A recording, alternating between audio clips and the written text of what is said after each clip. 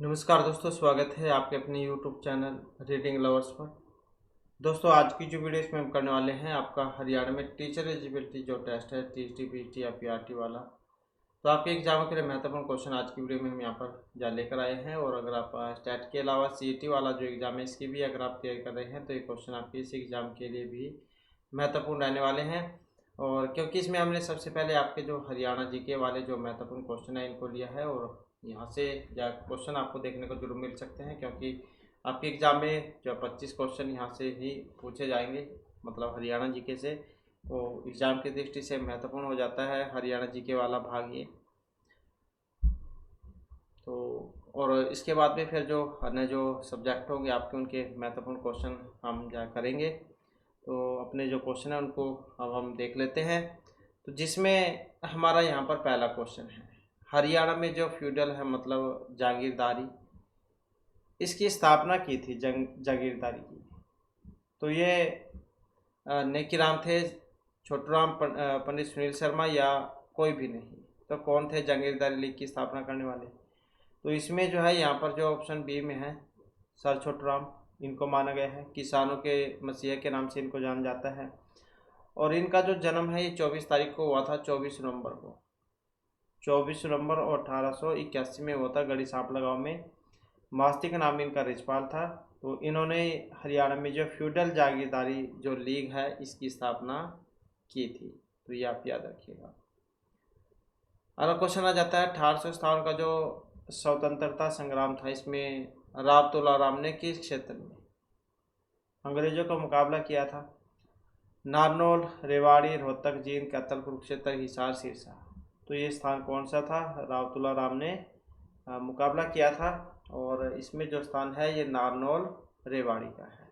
तो जो option A में दिया गया है 1857 का जो संग्राम हुआ था इसमें, तो इन्होंने रेवाड़ी क्षेत्र से नेतृत्व किया था। अगला क्वेश्चन आ जाता है 1857 में की क्रांति का जो प्रारंभ है ये माना जाता है कुरुक्षेत्र, हिसार, पानीपत, अम्बाला। तो कहाँ से माना जाता है? तो कहाँ से रहेगा? अम्बाला से। तो ऑप्शन डी हो जाएगा इसमें। और वैसे तो सबसे पहले 1857 में ये मेरठ का से हुआ था शुरू, लेकिन 8 घंटे पहले ही अम्बाला कैंट जब वहाँ से इसकी शुरुआत हो गई थी। तो सबसे पहले जो है फिर ये चाहे 8 हो चाहे 10 हो, तो पहले तो जो है अम्बाला से हुआ था।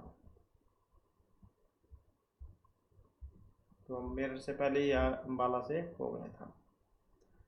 नेक्स्ट क्वेश्चन आ जाता है हमारा, झज्जर के नवाब के रूप में जाना जाता था। अब झज्जर के नवाब के रूप में इनमें से किन्हें जाना जाता था? अब्दुल रहमान खां, बनारसी दास, लाला हुकुमचंद जैन, या फिर जो चौधरी देवीलाल है। तो किन्हें जाना जाता था झज्जर के नवाब के रूप में? तो ये थे अब्दुल रहमान खां। तो जो यहाँ पर ऑप्शन ए जो है इसमें आई है। तो 1857 का जो क्रांति थी, जंग आज़ादी में हरियाणा का जो योगदान रहा है, क्योंकि सबसे ज़्यादा जो जवान जो थे वो हरियाणा से ही थे। तो झज्जर के नवाब थे अब्दुल रहमान खां। तो इन्होंने अपने देश को गुलामी की जंजीरों से आज़ाद करने के लिए तलवार है वो उठाई थी।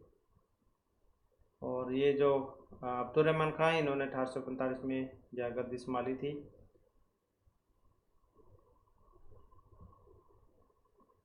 नेक्स्ट आ जाता है क्वेश्चन हमारा, तो झज्जर के नवाब के रूप में आप याद रखिएगा अब्दुल रहमान खान। नेक्स्ट क्वेश्चन है, ब्रिटिश औपनिवेशिक काल के दौरान हरियाणा को किस प्रांत के हिस्से के रूप में प्रशासित किया गया था? तो कब जो ब्रिटिश काल है इस दौरान? पंजाब, बंगाल, बम्बई, या फिर जो मद्रास है। तो ये कौन सा था?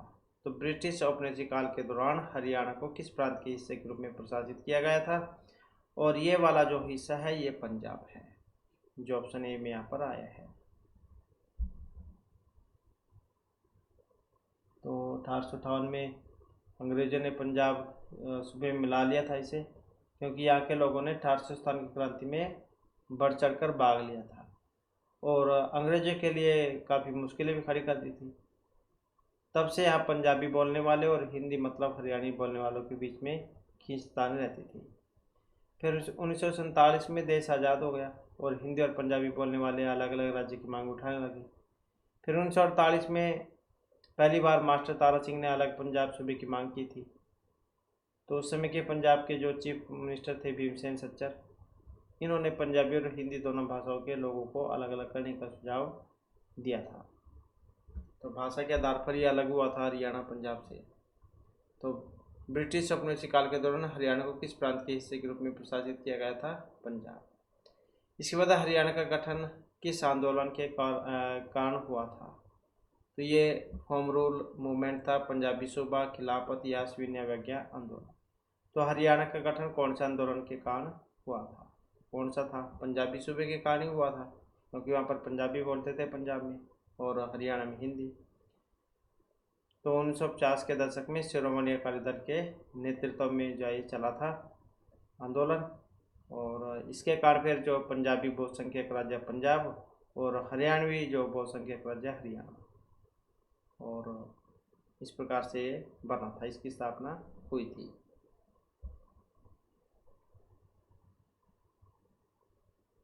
अगला क्वेश्चन आ जाता है, हरियाणा के निम्नलिखित कवियों में से किसने भूदान जो आंदोलन है इसमें भाग लिया था?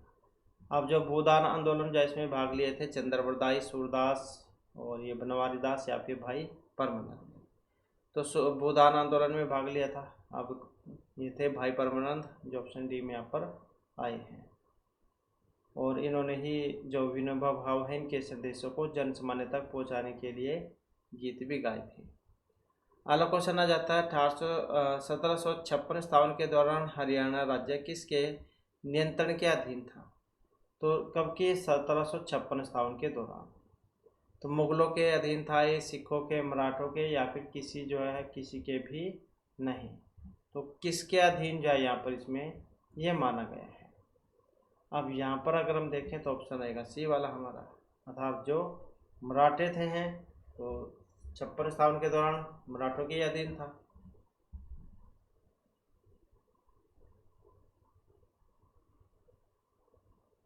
इसके बाद आ जाता है 1857 की क्रांति में हरियाणा के कौन से जिले का योगदान रहा है?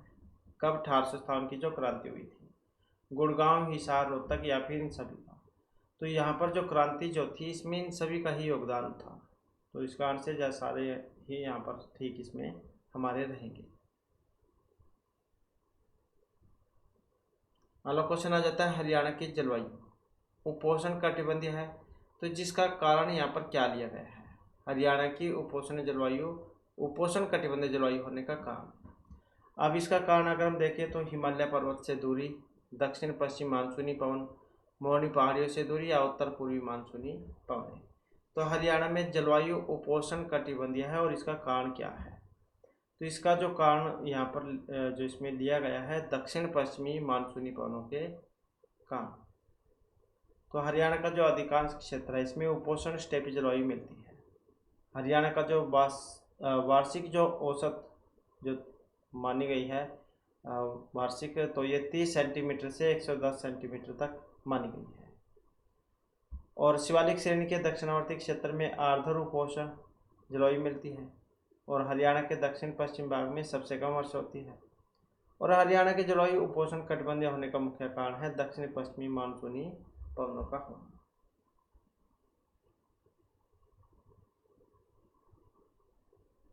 अगला क्वेश्चन आ जाता है, यहाँ पर निष्कर्ष दिया गया है।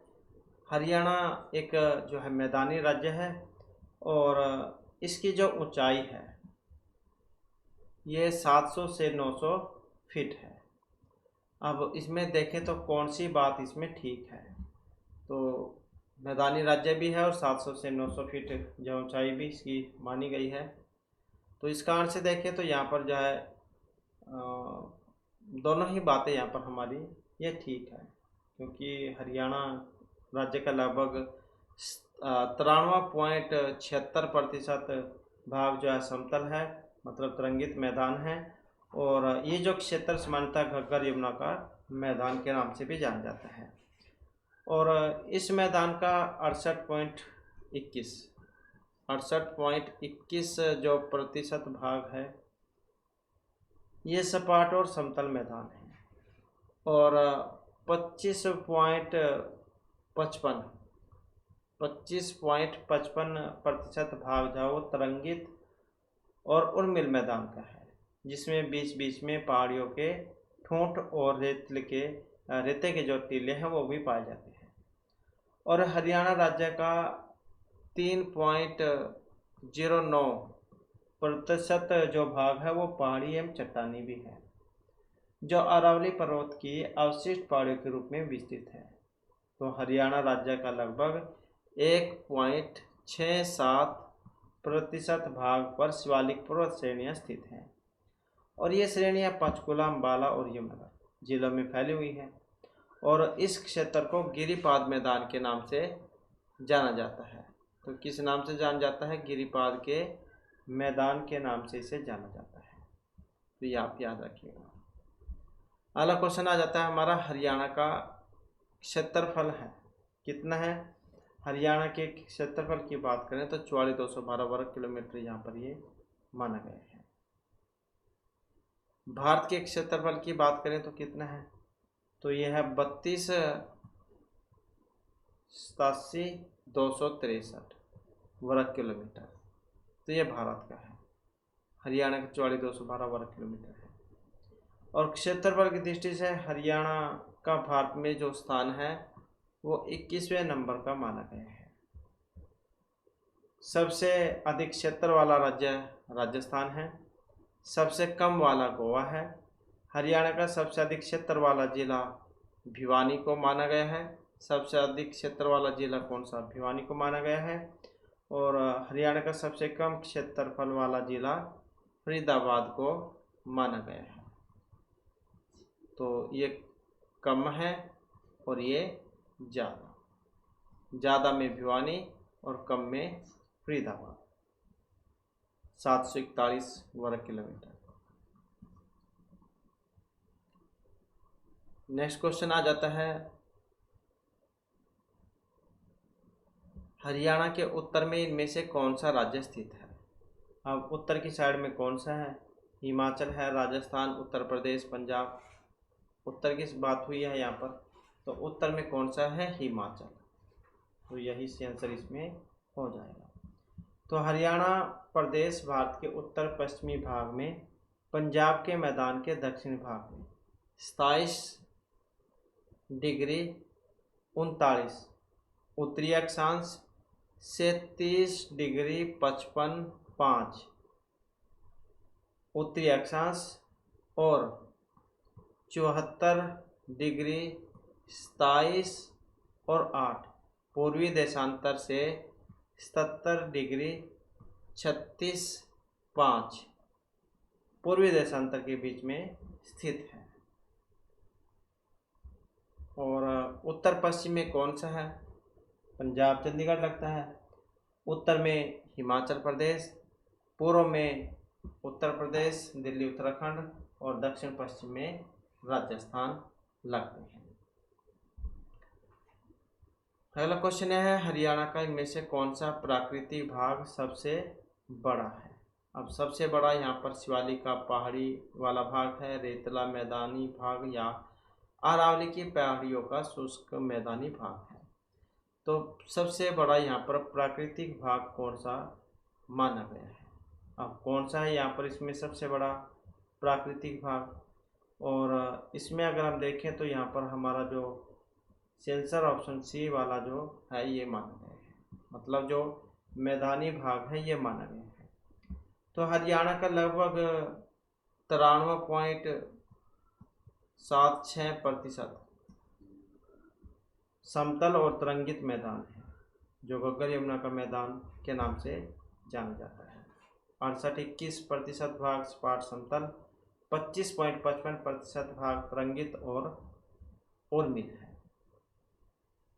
जहाँ पर बीच बीच में ठूंठ और रेते के टीले हैं, स्टम्प कर देते हैं।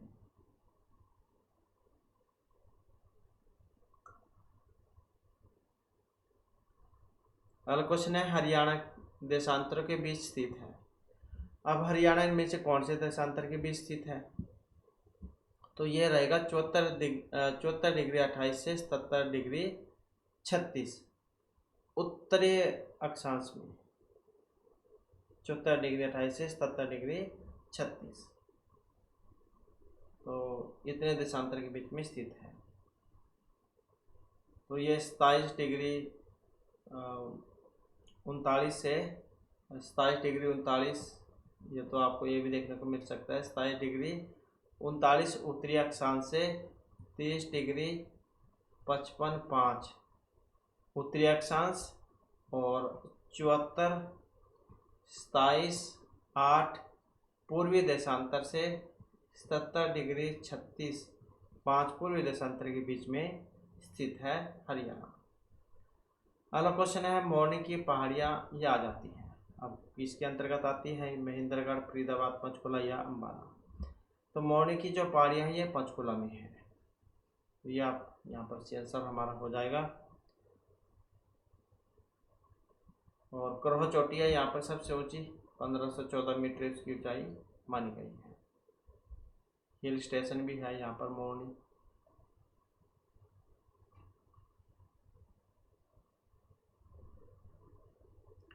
इसके बाद आ जाता है यहाँ पर इनमें से एक सही है। अब कौन से वाला कथन सही है इसमें? हरियाणा 74 डिग्री 28 से 77 डिग्री 36 अक्षांश पर है। शिवालिक तथा अरावली पर्वत श्रेणी राज्य के दक्षिणी हिस्से में आती है। अब कौन से वाली बात इसमें ठीक लग रही है? तो केवल एक ही ठीक है, ये वाली। हरियाणा 74 डिग्री 28 से 77 डिग्री 36 अक्षांश पर स्थित है। नेक्स्ट आ जाता है शिवालिक की पहाड़ियों से हरियाणा प्रदेश से नदी निकलती है। शिवालिक की पहाड़ियों से हरियाणा प्रदेश की कौन सी नदी निकलती है? तो घग्गर, मारकंडा, टांगरी या फिर ये सभी। तो कौन सी निकलती है? ऑप्शन ए वाली, मतलब जो घग्गर है यही निकलती है। हिमाचल प्रदेश का जो सिरमौर जिला है वहाँ पर डगसई नामक जो स्थान है वहाँ से निकलती है। और समुद्र तल से जिसकी ऊंचाई जो है 1927 मीटर की मानी गई है। घग्गर नदी अपने उद्गम स्थल के पास से जो हरियाणा की सीमा से लगभग 10 किलोमीटर दूर है हरियाणा में प्रवेश करती है। और दक्षिण की ओर बहती हुई नदी हरियाणा और पंजाब राज्य में प्रवेश करती है। और हरियाणा में पंचकुला, अम्बाला, कैथल, फतेहाबाद, सिरसा जैसे प्रसिद्ध नगर घग्गर नदी के तट पर स्थित है। लगभग 291 किलोमीटर लंबाई में बहने के बाद घग्गर नदी राजस्थान राज्य के बीकानेर जिले का जो हनुमानगढ़ नगर है इसकी पूर्व दिशा में धरती में वहीं पर विलीन हो जाती है। अगला क्वेश्चन है निम्न में सभी का अवतरण शिवालिक पर्वत मालाओं से हुआ है बस एक को छोड़कर। अब वो कौन से वाली है? तो कौन सी है? ये वाली है, यमुना। यमुना नदी जो वो गंगा की सहायक नदी है। और हिम आच्छादित गढ़वाल जो हिमालय है इसकी बंदरपुर चोटी पर यमुनोत्री जो नामक हिमनद है और वहाँ से निकलती है। और तो यही इसमें से आंसर हो जाएगा क्योंकि शिवालिक की जो श्रेणी है वहाँ से ये नहीं निकलती है।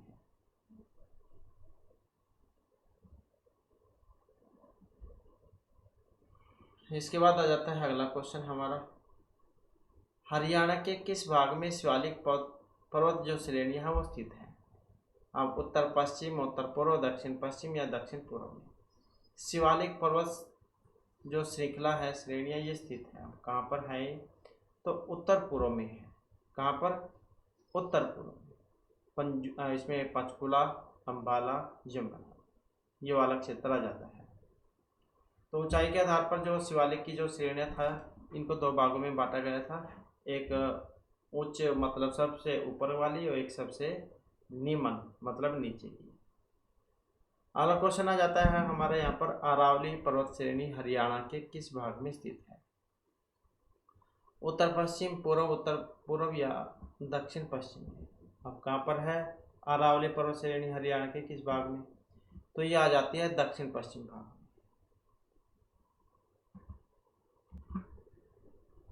तो ये दक्षिण में हो जाएगी अरावली की और उत्तर वाली फिर शिवालिक वाली हो जाएंगी।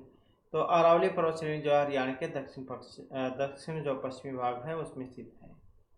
और इसी पर्वत श्रेणी के कारण राजस्थान में वर्षा कम होती है, क्योंकि ये पर्वत श्रेणी अरब सागर से आने वाली मानसून के समानांतर पड़ती है, तो इस कारण से यहाँ पर कम होती है बरसात। नेक्स्ट क्वेश्चन है हमारा, हरियाणा इनमें से अक्षांशों के बीच में स्थित है। अब कौन से अक्षांश के बीच में स्थित है हरियाणा? तो इसमें अगर हम देखें तो 27 डिग्री 39 से 30 डिग्री 55.5 इतना ही है, जो ऑप्शन डी में यहाँ पर आया है। ये उत्तरी अक्षांश है, पूछ ले जाए कौन सा अक्षांश है ये, तो ये उत्तरी अक्षांश है, ये उत्तरी हो जाएगा। और अगर यहाँ पर होता 74 डिग्री 27.8 से 77 डिग्री 36.5, तो ये है पूर्वी देशांतर, ये पूर्वी है और ये उत्तरी अक्षांश।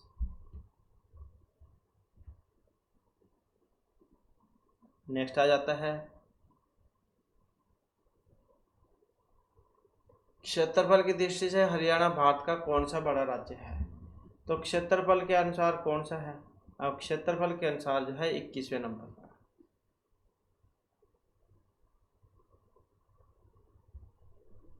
नेक्स्ट है, हिमालय क्षेत्र जहां चिन्हित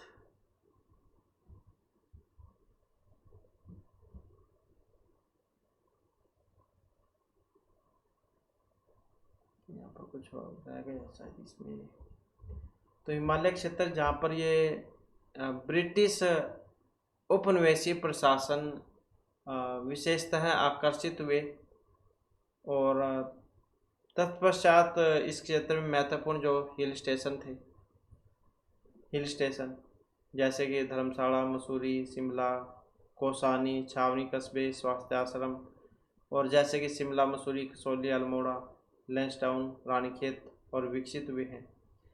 तो ये जो संदर्भित क्षेत्र हैं ये किसके अंतर्गत आते हैं? ट्रांस हिमालय के, लघु हिमालय, और ये शिवालिक श्रेणी या महान हिमालय, तो कौन से के अंतर्गत आते हैं ये सारे?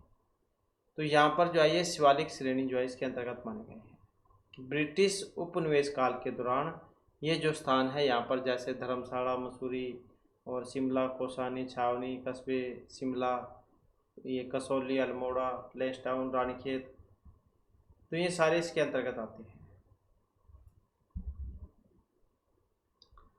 नेक्स्ट है, अरावली पहाड़ी के दक्षिणी भाग को स्थानीय रूप से कौन से नाम से जाना जाता है?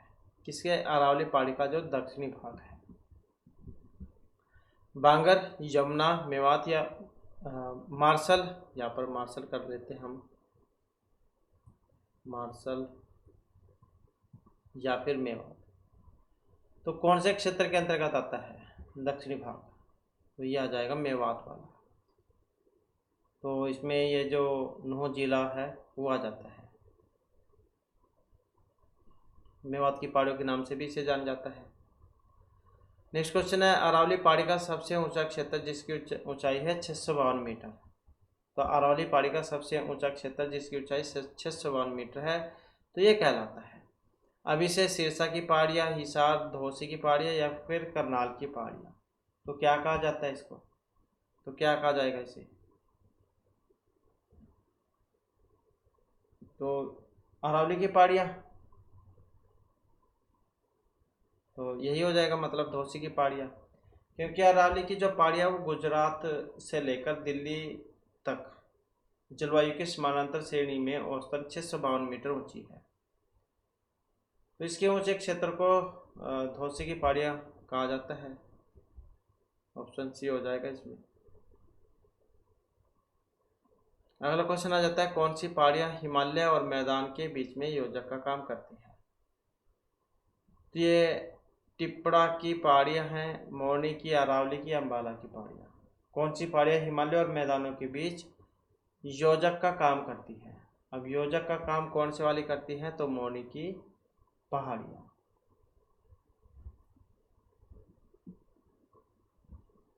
अगला क्वेश्चन आ जाता है, अरावली पहाड़ियों की मुख्य उपस्थिति कौन से जिले में पाई जाती है? अरावली पहाड़ियों की मुख्य उपस्थिति फरीदाबाद, रोहतक, गुड़गांव या फिर हिसार में। तो अरावली पहाड़ियों की मुख्य उपस्थिति जो मानी गई है, तो एक गुड़गांव जो है यहाँ पर मानी गई है। अरावली श्रेणी का जो विस्तार है हरियाणा का, जो फरीदाबाद है, गुड़गांव, मेवात, महेंद्रगढ़ और रेवाड़ी, ये वाले जिले आ जाते हैं इसमें।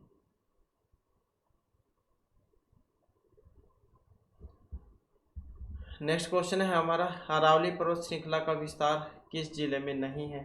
अब जो अरावली पर्वत श्रृंखला उसका विस्तार नहीं है, अब वो कौन सा है यहाँ पर। अब इसमें देखें तो कौन सा हो सकता है, तो यही हो जाएगा अम्बाले वाला, क्योंकि अम्बाला में तो शिवालिक की आती है, तो ये नहीं आएंगी इसमें।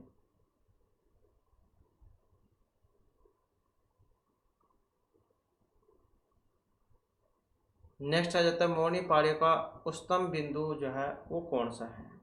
करहो चोटी है, गारोह, तोसा, ग्रेसर, मतलब क्या कौन सी चोटी है यहाँ की सबसे ऊंची मोहनियों की। शिवालिक श्रेणी में आ जाती है मोहनी की पहाड़ियाँ, तो इनकी ऊंची चोटी है जिसका नाम क्रोहो है। तो क्रोहो चोटी है ये, क्रोहो ये वाली। तो या तो कारोहो आपको देखने को मिलेगा, कई बार ऐसे भी देखने को मिल सकता है क्रोहो, या क्रोहो ऐसे भी देखने को मिल सकता है। तो मिलेगा ऐसे ही नाम बस आपको। 15 से 14 मीटर ऊंचाई इसकी मानी गई है। नेक्स्ट क्वेश्चन आ जाता है, हरियाणा राज्य दिल्ली को सभी तरफ से घेरे हुए है, बस एक को छोड़कर। तो हरियाणा राज्य दिल्ली को सभी तरफ से घेरे हुए है, केवल पूर्व को छोड़कर। तो हरियाणा राज्य दिल्ली को पूर्व को छोड़कर बाकी 3 दिशाओं में घेरे हुए है। और दिल्ली की सीमा हरियाणा का जो फरीदाबाद, गुड़गांव, बांदरगढ़, इन जिले से लगी हुई है, तो पूर्व को छोड़कर। इसके बाद निम्न सभी नदियां हरियाणा की शिवालिक पहाड़ियों से निकलती है, बस एक को छोड़कर। अब कौन सी नदियां हरियाणा की शिवालिक पहाड़ियों से निकलती है बस एक को छोड़कर, तो कौन सी, घग्गर को छोड़कर या यमुना। तो घग्गर, मारकंडा और टांगरी, घग्गर, मारकंडा और टांगरी जो है ये शिवालिक की पहाड़ी से निकलती है। जबकि जो यमुना है ये उत्तराखंड राज्य में गढ़वाल में जो बंदरपूंछ की जो चोटी है यमुनोत्री, वहाँ से निकलती है। तो यमुना को छोड़कर बाकी ये जो है शिवालिक की पहाड़ियों से निकलती है।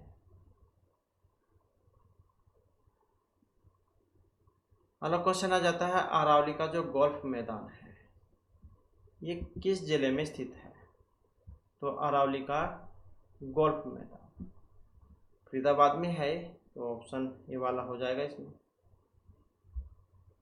नेक्स्ट आ जाता है, और कलर का एग्जाम था एक बार, उसमें आया हुआ था।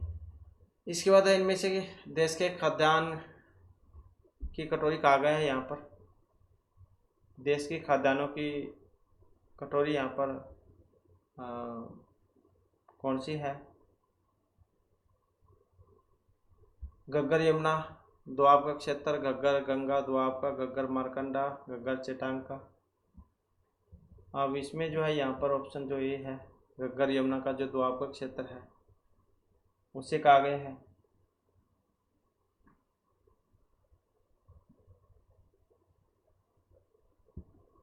तो खाद्यान्नों की बुखारी है यहाँ पर, बुखारी,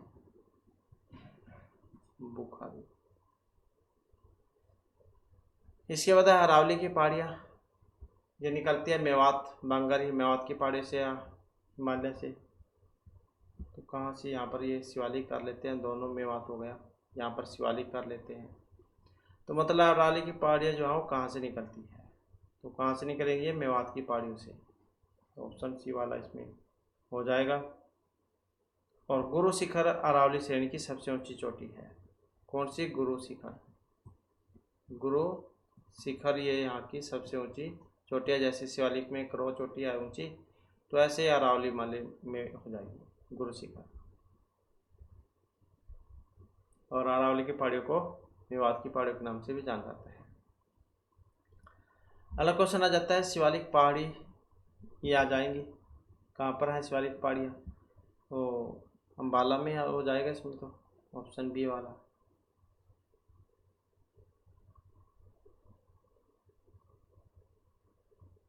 नेक्स्ट है हरियाणा को मुख्य भौगोलिक भागों में बांटा गया है। 4, 5, 6, 7 कितने थी इसमें? तो कितना था? 4। शिवालिक के पहाड़ी वाला क्षेत्र, मैदानी क्षेत्र, रेतला क्षेत्र और एक ये अरावली पहाड़ियों का शुष्क मैदानी भूखंड। तो 4 भागों में बांटा गया था। नेक्स्ट है शिवालिक की पहाड़ियाँ नहीं पाई जाती हैं। अब कहाँ पर नहीं पाई जाती है? ये अम्बाला, पंचकुला, सिरसा, यमुनानगर में। तो इसमें अगर हम देखें तो कहाँ पर नहीं पाई जाएगी? अब अम्बाला में भी है और पंचकुला में भी है, तो बस फिर कहाँ पर नहीं होंगी? सिरसा में। तो यही से आंसर हमारा हो जाएगा। अगला क्वेश्चन है हिमालय के किस भाग में करेवा निर्माण एक अद्भुत प्रकार की मृदा का निर्माण पाया जाता है? तो ये उत्तर पूर्वी हिमालय, पूर्वी हिमालय, हिमालय उत्तराखंड हिमालय या कश्मीर हिमालय, कौन से वाला है? तो ये जो है यहाँ पर ऑप्शन डी जो है इसको माना गया है, कश्मीर हिमालय को। तो करेवा कश्मीर घाटी की झील निक्षेप रूप में है और इनमें हिमानी के मोटे निक्षेप और हिमोड़ उपस्थित होते हैं। निक्षेप और हिमोड़ों के अंदर एक अन्य पदार्थ भी पाया जाता है। तो जम्मू कश्मीर राज्य में जो पीर पंजाल श्रेणी है इसके पास में 15,000 से 1850 मीटर की ऊंचाई पर मिलने वाली झीलीय निक्षेपों को करेवा के नाम से जाना जाता है। नेक्स्ट क्वेश्चन है कौन सा राज्य हरियाणा के पूर्व में है? अब पूर्व में आ जाता है वो कौन से वाला है पूर्व में? अब पूर्व की बात करें तो कौन सा हो जाएगा इनमें? तो गुजरात या उत्तर प्रदेश, तो कौन सा हो सकता है यहाँ पर? तो राजस्थान, जम्मू कश्मीर, उत्तर प्रदेश, गुजरात। अब कौन सा है? उत्तर प्रदेश है, यही है। उत्तर में हिमाचल प्रदेश, दक्षिण पूर्व में राजस्थान और पूर्व में उत्तर प्रदेश और दिल्ली। अगला क्वेश्चन है हरियाणा, पंजाब और हिमाचल प्रदेश ये स्थित है।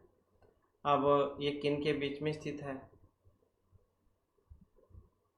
अरावली, शिवालिक, मौन या टिपरा हिल्स के बीच में। पंजाब और हिमाचल, हरियाणा, तो यह है शिवालिक रेंज में, तो ऑप्शन बी वाला हो जाएगा इसमें।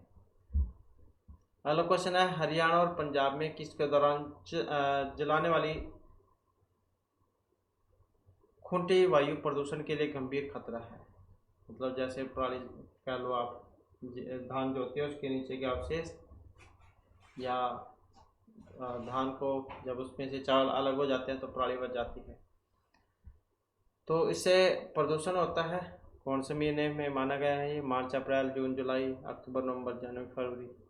तो उससे लगा सकते हैं अंदाज़ा आप। अब धान की कटाई जब तो नवंबर में होती है, तो जब कटाई होगी तभी जब उसके फसल अवशेषों को जलाया जाएगा, तो यही से आंसर हो जाएगा इसका।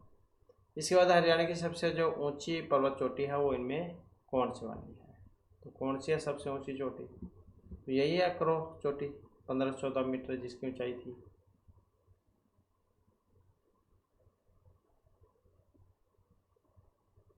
इसके बाद क्षेत्रफल की दृष्टि से हरियाणा राज्य का सबसे बड़ा जो शहर यहाँ पर इसमें माना गया है, तो कौन सा है?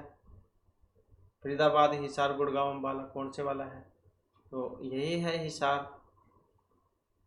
अम्बाला कितना है? अम्बाला क्षेत्रफल है इसका 1574 किलोमीटर। फरीदाबाद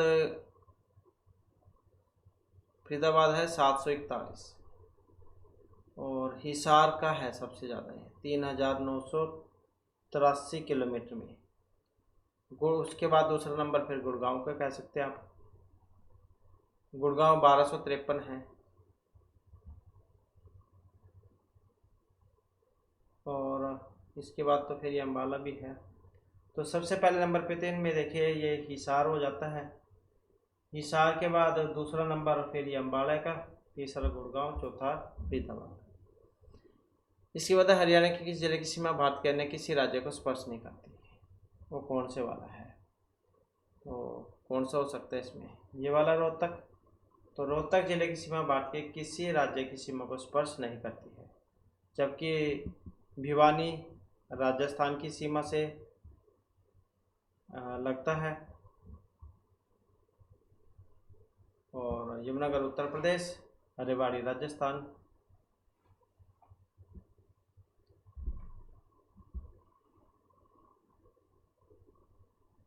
इसके बाद क्वेश्चन है, यमुना नदी के साथ हरियाणा के निम्नलिखित में से किस जिले की सीमा नहीं लगती है? अब वो कौन से वाला है? तो कौन सा है यहाँ पर? यही है रोहतक।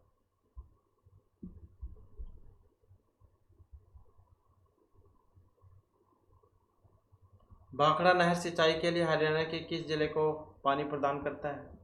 अब वो कौन सा है? तो ये सारे ही आ जाएंगे, सिरसा, हिसार, रोहतक। तो ये तो हमारे आपके हरियाणा जीके के क्वेश्चन थे, और इसके बाद में फिर हमारे इंग्लिश ग्रामर जाइज के क्वेश्चन आ जाते हैं। तो यहाँ पर हमारा पहला क्वेश्चन है, the flowing sentence has been divided into 3 segment, one of them may contain an error, select the option that has a segment with error, if you don't find any error select no error as your answer। तो mister Ali shops his father to the hospital, कौन से में गलती है या किस कारण से है? तो गलती की बात करें तो यहाँ पर ऑप्शन जो ए में है, इज फादर टू, इसमें गलती है, क्योंकि यहाँ पर फादर टू जो है इसके स्थान पर फादर देन का प्रयोग होना चाहिए। तो देन का प्रयोग यहाँ पर होना चाहिए, क्योंकि दूरी के संदर्भ में फादर जो है इसका प्रयोग होता है, तो देन का प्रयोग होना चाहिए, इस कारण से गलत है। अगला क्वेश्चन है, select the most appropriate synonyms of the underline word in the given sentence. तो समानार्थक बताना है, she is very creative artist and one can see that in her paintings. तो यहाँ पर अगर हम देखें तो कौन सा बनेगा? अब यहाँ पर क्या इसमें क्रिएटिव जो आया है, इसका अगर हम देखें तो समानार्थक कौन सा बनेगा इसका? ऑप्शन ए वाला हो जाएगा, इनोवेटिव, क्रिएटिव इनोवेटिव, ये वाला हो जाएगा, नवीनीकरणीय। तो यही आंसर है हमारा, क्योंकि लाइकेबल तो मतलब रुचिकर जो होता है उसको क्या देते हैं, पेडेंटिक, ये रूढ़िवादी जो होता है उसको क्या देते हैं, और गुड मतलब अच्छा। तो इसी के जैसा बताना था यहाँ पर, तो इनोवेटिव हो जाएगा इसका। इसके बाद part of a sentence are given below in jumble order, arrange the parts in the correct order to form a meaningful sentence. तो यहाँ पर ये लाइनें जो है आगे पीछे हैं, इनको सही क्रम जाओ के अनुसार लगाना है। तो सही क्रम जायज में कौन सा हो सकता है?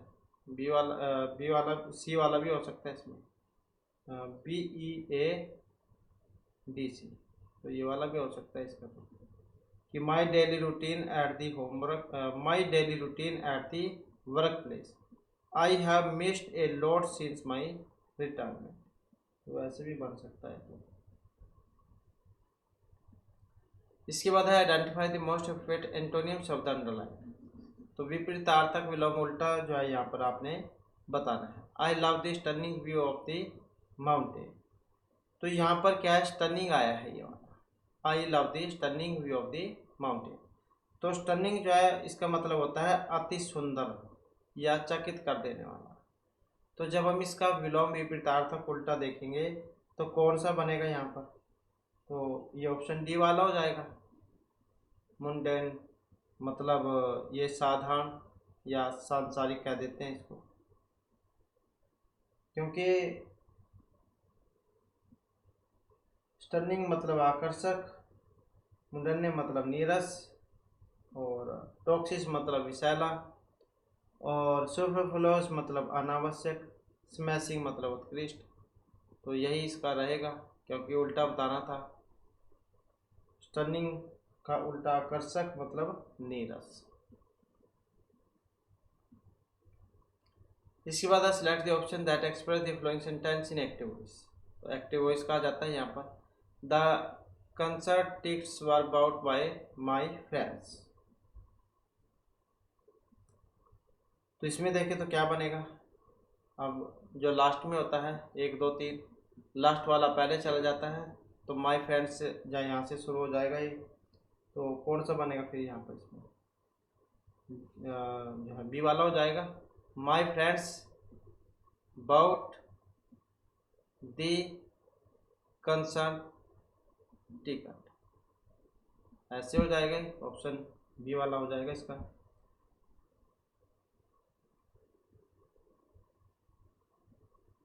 तो my friends about the concern tickets, ऐसे हो जाएगा। नेक्स्ट है identify from the given option the word which is similar in meaning of the following words. Morbid जो यहाँ पर आया है, तो इसी के जैसा जो है आपने यहाँ पर बताना है। मोरविड जो है ये कह देते हैं रोगग्रस्त जो होता है, अस्वस्थ कह लो या फिर निराशाजनक। तो इसी के जैसा देखें तो यहाँ पर कौन सा बनेगा, तो बी वाला हो जाएगा, ग्लोमी। ये भी निराशाजनक ही कह देते हैं इसको भी। मोरबिड का मतलब भी वही है निराशाजनक, और ग्लोमी का मतलब भी निराशाजनक उदास होता है। क्योंकि ब्लिथ जो यहाँ पर आया है ये प्रसन्न होना उसको कह देते हैं, और ग्रांड मतलब भव्य, बैठ जो है ये शर्त लगाने को कह देते हैं। तो इसके जैसा तो यही बनेगा इसमें। इसके बाद है select the most appropriate meaning of the underline idiom phrase. मुहावरे लोकोक्ति हैं यहाँ पर। I had heard of handpicked husband and now I felt that I saw one. तो यहाँ पर जो ये हैंड पैक्ड हस्बैंड क्या होता है, जो अपनी पत्नी के नियंत्रण में होता है, उसकी हर बात मान, तो एक तरीके से कह देते हैं कि तो अपनी पत्नी का गुलाम है, बस ऐसे ही लगा लो आप। तो हैंड पिक्ड हस्बैंड मतलब पत्नी का गुलाम कह लो। तो कंट्रोलिंग हस्बैंड, बोझी हस्बैंड, ऑपरेस्ड या डोमिनेटिंग हस्बैंड, तो क्या कहा जाएगा इसे, और उसे कह देंगे हम ऑप्रोस्ड हस्बैंड। तो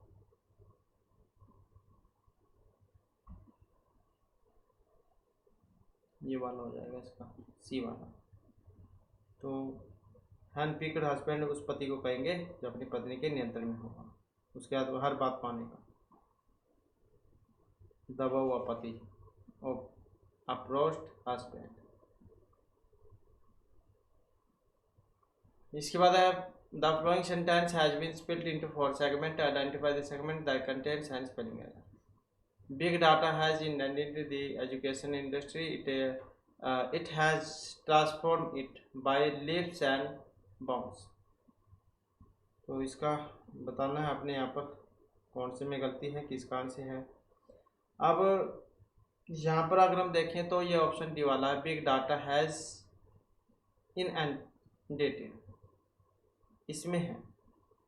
अब ये जो यहाँ पर स्पेलिंग है ये वाली INAN,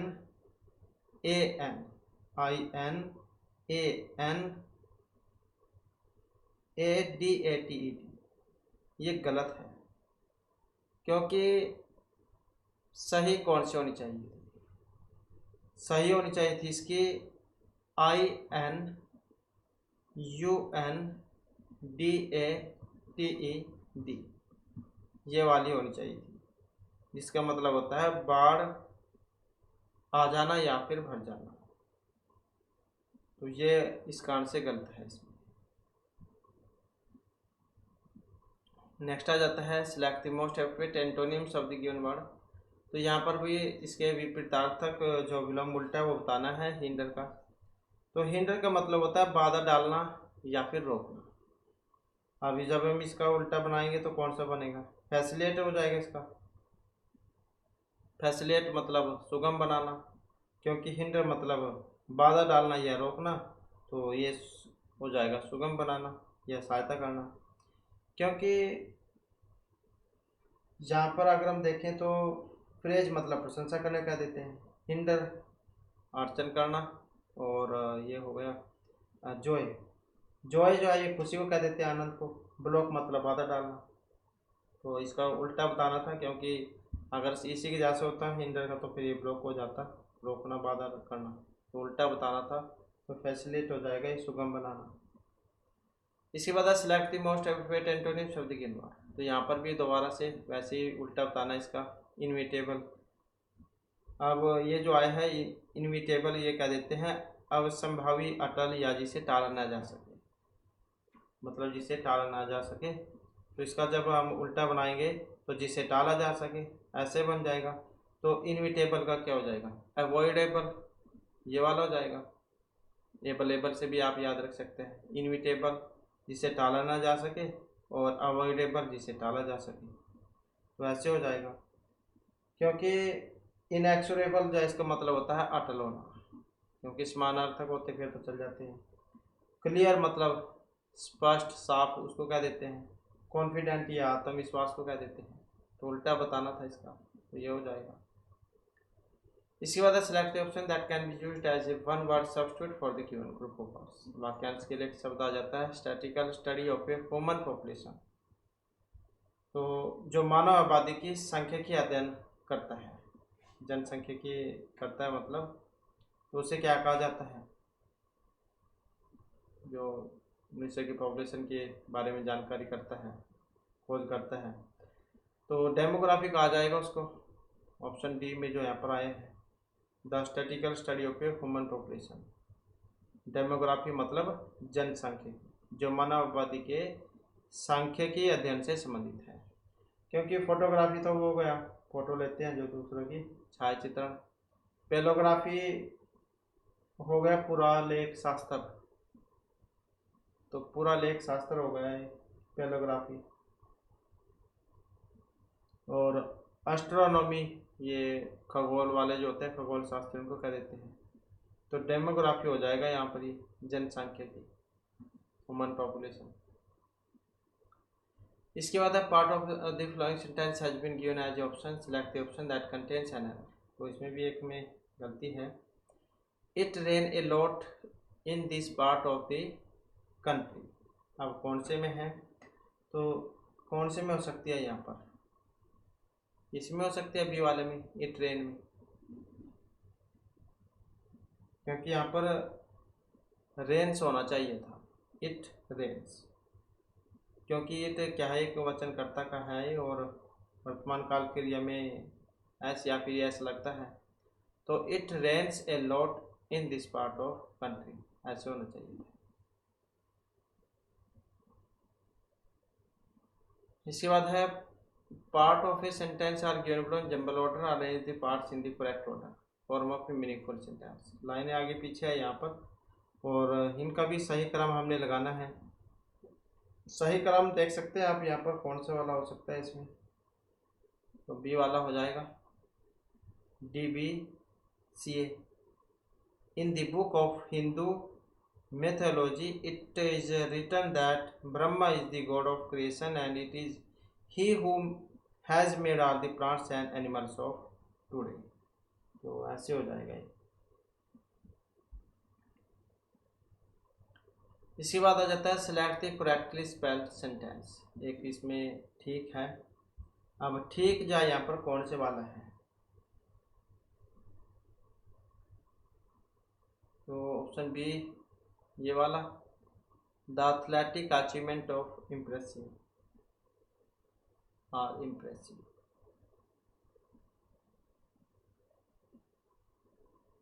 तो ये वाला ठीक है इसमें।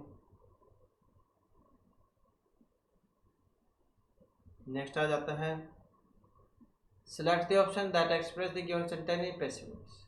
तो पैसिव वॉइस है यहाँ पर, इनायत डिड नॉट ग्रीट हर। तो जब हम इसका बनाएंगे क्या बनेगा? तो लास्ट वाला शुरू में चल जाता है, सी से शुरू हो जाएगा, हार का चेंज करेंगे सी में। तो she was not greeted by Inayat, ऐसे हो जाएगा। She was not, third form में चल जाएगा, ग्रीटेड बाय इनायत। तो इस प्रकार से इसका चेंज हो जाएगा यहाँ पर।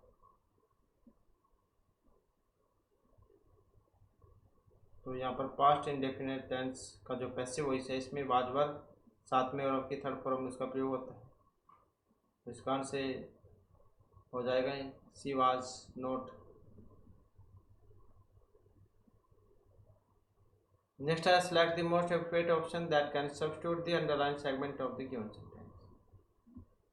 She was foolish enough to think that she be completely safe now. तो कौन सा आएगा यहाँ पर, कौन सा हो सकता है? ऑप्शन सी वाला, इज कंप्लीटली सेफ, ये वाला।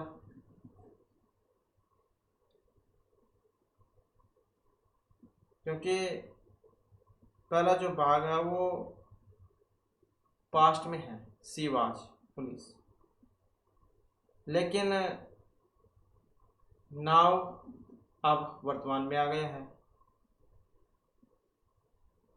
तो सी एक वचन है, इसलिए वाक्य इज कंप्लीटली सेफ रहेगा। ये पहले पास्ट में था, फिर ये वर्तमान में आ गया। इसके बाद है select the option that can be used as a one word substitute of the underline group of words. वाक्यांश के लिए एक शब्द आ जाते हैं दोबारा से। In industries it is very common to observe that people show undue favour to one's own relative during the hearing process. तो भर्ती जो प्रक्रिया उसके दौरान अपने रिश्तेदारों को अनुचित लाभ दिखाना, तो इसके लिए कौन सा बनेगा?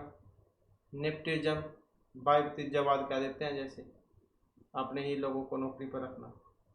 तो भर्ती प्रक्रिया के दौरान अपने रिश्तेदारों को अनुचित लाभ दिखाना, बापतिजवाद कह देते हैं, जैसे अपने परिवार के लगाना नौकरी पे। तो नेपोटिज्म यहाँ पर हो जाएगा इसका ही, क्योंकि रेसिज्म ये जातिवाद हो गया, लिबरलिज्म उदारवादी हो गया, और कम्युनिज्म ये साम्यवाद हो गया, नेपोटिज्म ये बापतिजवाद हो गया। इसके बाद select the most appropriate idiom that can be substitute the underline segment in the given sentence. मुहावरे लोकोक्ति आ जाती है दोबारा से। Roshan, it's time for you to give your speech to the whole school, wishing you luck to do well. तो कौन सा है इसमें? तो देखें तो यहाँ पर ये कहा जाता है ब्रेक ए लैग। क्या है ये? ब्रेक ए लैग मतलब किसी को अच्छा प्रदर्शन करने की शुभकामनाएं देना।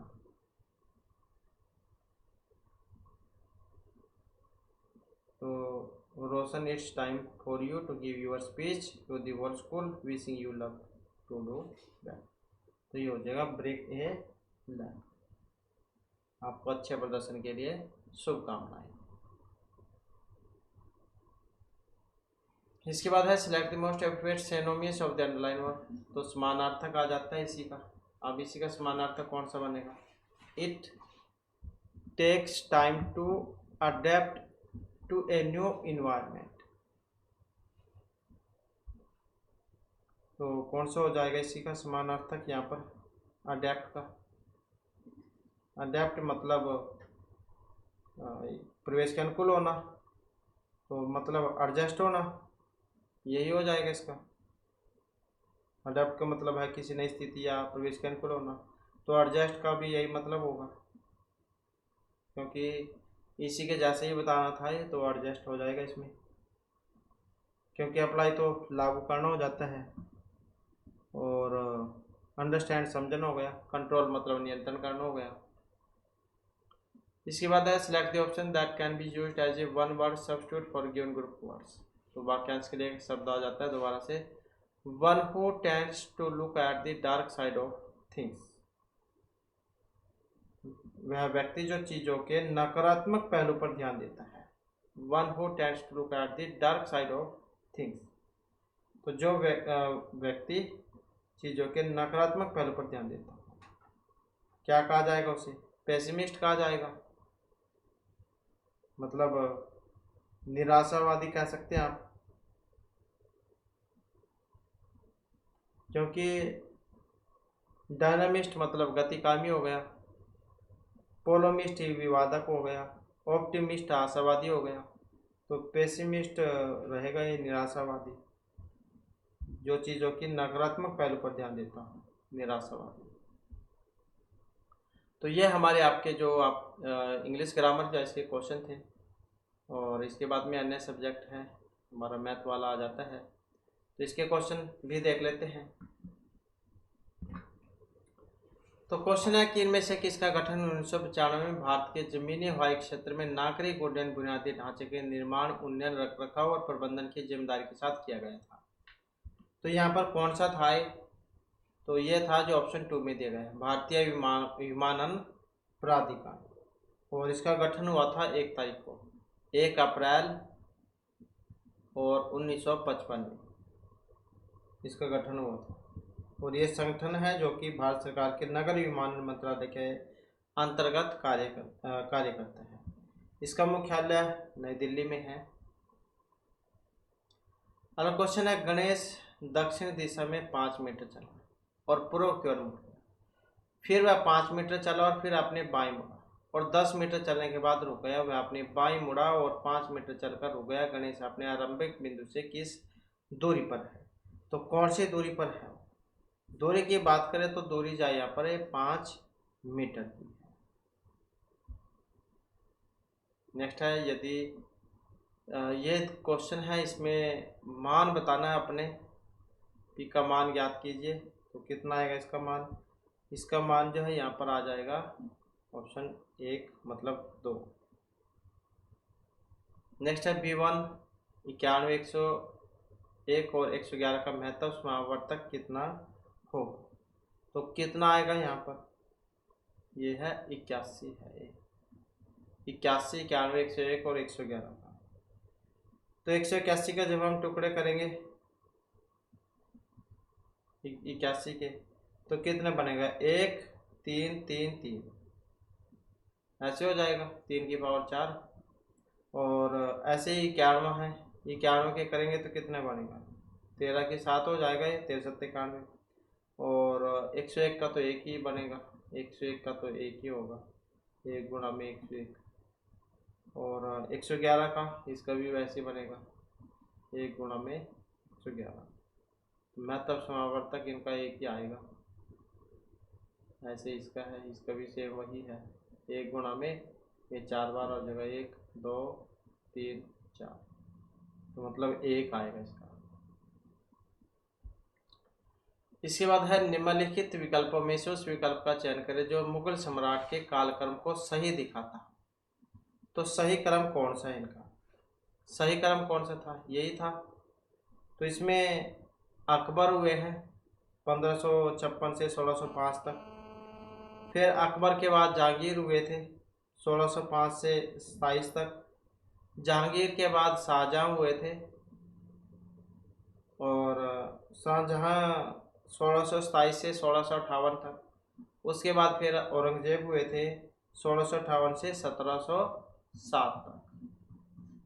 तो ऐसे क्रम है इनका। तो अकबर, जहांगीर, शाहजहां, औरंगजेब, तो मुगल थे, मुगलों का क्रम है ये। इसके बाद आते हैं, इनमें से किसका दूसरा नाम NAVIC है? तो ये किसका है? तो ये अगर हम देखें तो ये लिया गया है भारत के द्वारा विकसित एक स्वतंत्र क्षेत्रीय नौवहन उपग्रह प्रणाली। तो नौवहन उपग्रह प्रणाली है, नेविगेशन विद इंडियन कॉन्स्टलेशन, भारतीय नक्षत्र के साथ नेविगेशन। और इसे भारत की जो अंतरिक्ष एजेंसी है इसरो, इनके द्वारा विकसित किया गया है। 7 जो उपग्रह है उसका समूह इसे माना गया है। अगला क्वेश्चन आ जाता है, निम्नलिखित राजनीतिक दल और उनके जो स्थापना वर्ष है उसका मिलान यहाँ पर करना है। तो मिलान देखें तो कौन सा होगा इसका? तो जैसे भारतीय राष्ट्रीय कांग्रेस है, इसकी स्थापना हुई थी 1885 में। भारतीय जनता पार्टी, इसकी हुई थी 1980 में। बहुजन जो समाज पार्टी है, इसकी हुई थी 1984 में। और भारतीय जो कम्युनिस्ट पार्टी है, इसकी हुई थी 1964 में। तो ऐसे जो इनकी स्थापना हुई है। तो इस आधार पर आप देख सकते हैं इसमें। अगला क्वेश्चन है, अनिल बालू से 2 गुना कार्यकुशल है तथा साथ मिलकर वे एक कार्य को 12 दिन में पूरा कर सकते हैं। अनिल अकेले उस कार्य को कितने दिनों में पूरा कर सकता है? तो कितने दिन में पूरा कर सकता है? तो पूरा जो है अगर हम देखें तो अनिल की कार्यक्षमता 1/x हो जाएगी, 1/x, और इसी प्रकार से बालू की हो जाएगी 1/2x। तो फिर जब हम इसे हल करेंगे तो यह आ जाएगी इनकी 18, तो 18 आ जाएगी।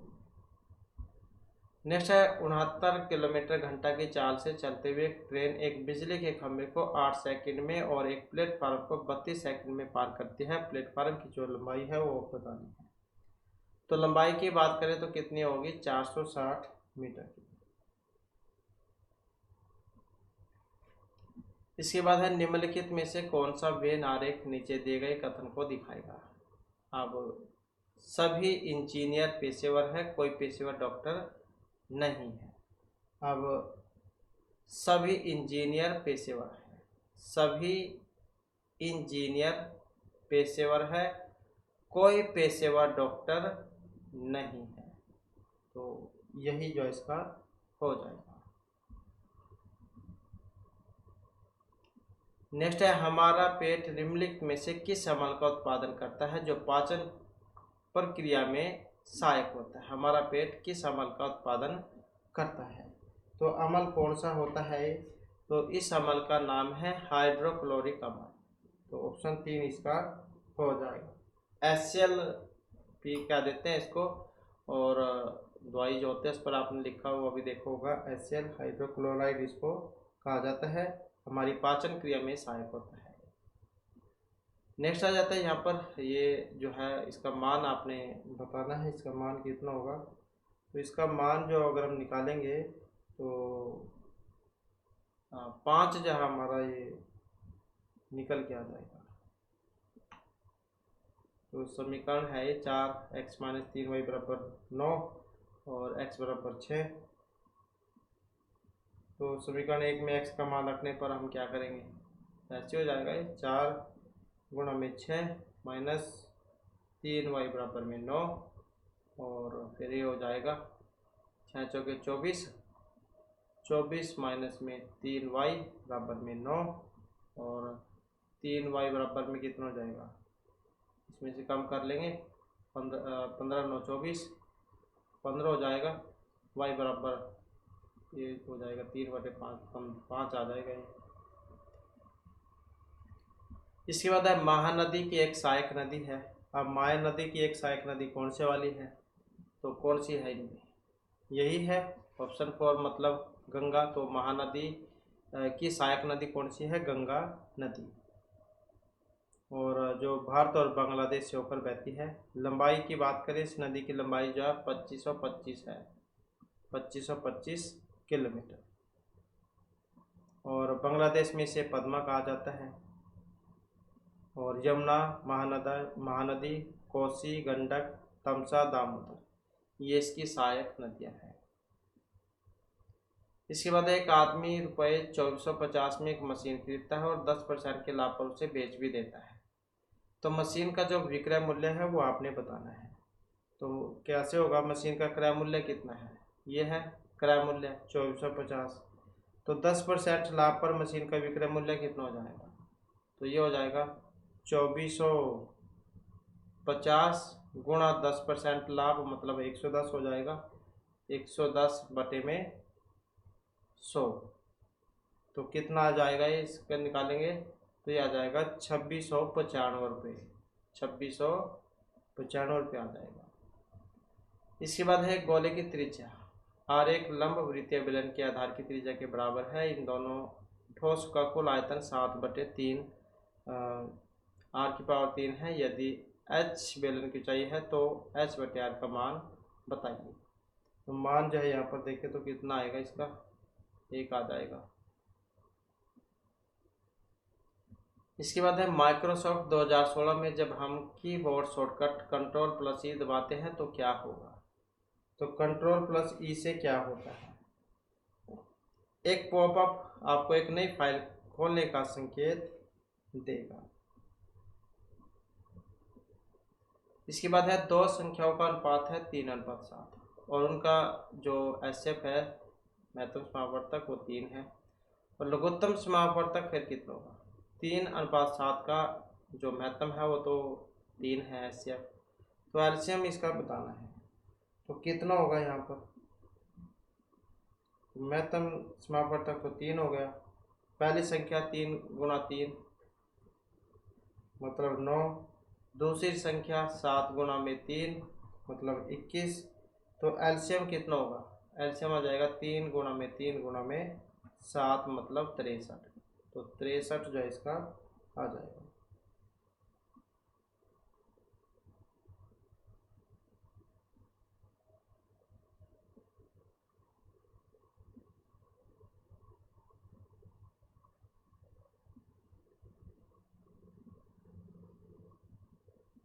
इसके बाद आ जाता है साइलेंट वैली।